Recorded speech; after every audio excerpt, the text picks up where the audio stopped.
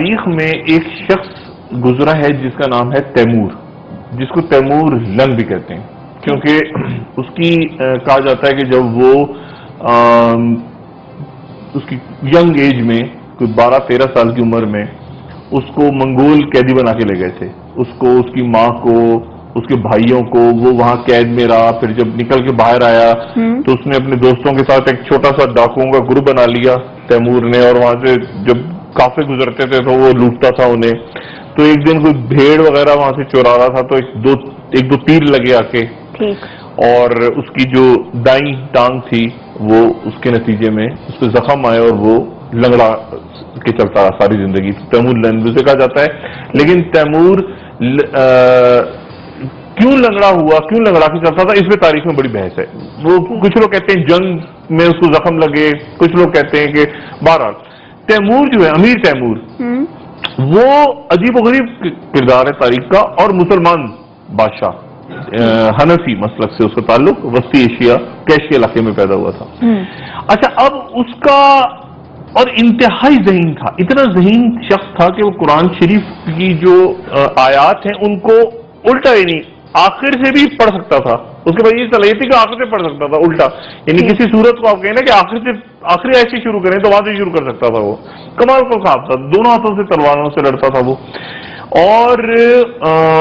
انتہائی ظالم اور وحشی بھی تھا اس کے ساتھ۔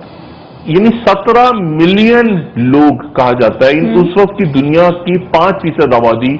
قتل ہو گئی اس کی فوجوں کے ہاتھوں میں، اور اس نے یورپ اور ہندوستان اور ترکی اور ایران اور وسطی ایشیا اور ہر جگہ پر اس کی فوجیں پھیلیں اور بہت قتل و غارت ہوئی۔ اور وہ کہتا تھا کہ سب سے خوبصورت منظر مجھے یہ نظر آتا ہے کہ کسی کٹی ہوئی گردن سے جب خون ابلتا ہے تو وہ کتنا خوبصورت منظر ہوتا ہے، یہ تیمور کہا کرتا تھا۔ لیکن ایک عجیب بات تیمور میں یہ تھی کہ تیمور کی انسٹرکشنز ہوتی تھیں اپنی فوجوں کو کہ جس جگہ پر بھی جاؤ، جہاں پر بھی جاؤ، تو وہاں پہ جو عالم ہو، شاعر ہو، دانشور ہو، ادیب ہو، کوئی صنعت کار ہو، اس کو مت مارنا، اس کو پکڑ کے سمرقند لے جانا، ان کو نہیں، باقی لوگوں کو مار دینا۔ تو 1.5 لاکھ انسانوں کی کھوپڑیوں کے مینار بنتے تھے، لیکن جو یہ ادیب اور شاعر اور عالم، یہ سارے کے سارے سمرقند 14ویں-15ویں صدی میں دنیا کے سب سے زیادہ عالم، فاضل، ادیب، مصور، سارے وہ بخارا اور سمرقند میں موجود تھے، اسی لیے کہ تیمور سب کو وہاں لے جا کے اس نے آباد کر دیا تھا، مسجدیں وہاں تھیں، بازار بن گئے۔ بخارا اور سمرقند جو ہے وہ ایک مرکز بن گیا علم کا، ادب کا، اور یہ جو آرکیٹیکچر ہوتا ہے اس کا۔ اچھا، اور اب دیکھیں نا تیمور کا کیا تھا، وہ کہتا تھا کہ مجھے جس چیز کے بارے میں پوچھو میرے پاس اس کے عالم موجود ہیں، میرے پاس ایڈوائزرز موجود ہیں، میرے پاس بہترین معاشی تجزیہ کار ہیں، میرے پاس بہترین اسٹریٹجسٹ ہیں، ادیب ہیں، عالم ہیں، ان کو وہ رکھتا تھا۔ اور یہی دنیا کا اصول چلا آ رہا ہے۔ کامیاب ملک آج بھی آپ دیکھیں تو وہاں پہ جو پڑھے لکھے لوگ ہوتے ہیں نا، جو سب سے کریم ہوتی ہے، اسٹریٹجسٹ ہوتے ہیں کہ یار یہ سب سے زبردست اکانومسٹ ہیں، یہ سب سے زبردست، ان کو ایگریکلچر کا تجربہ ہے، ان کو ایجوکیشن کا، وہ اس ملک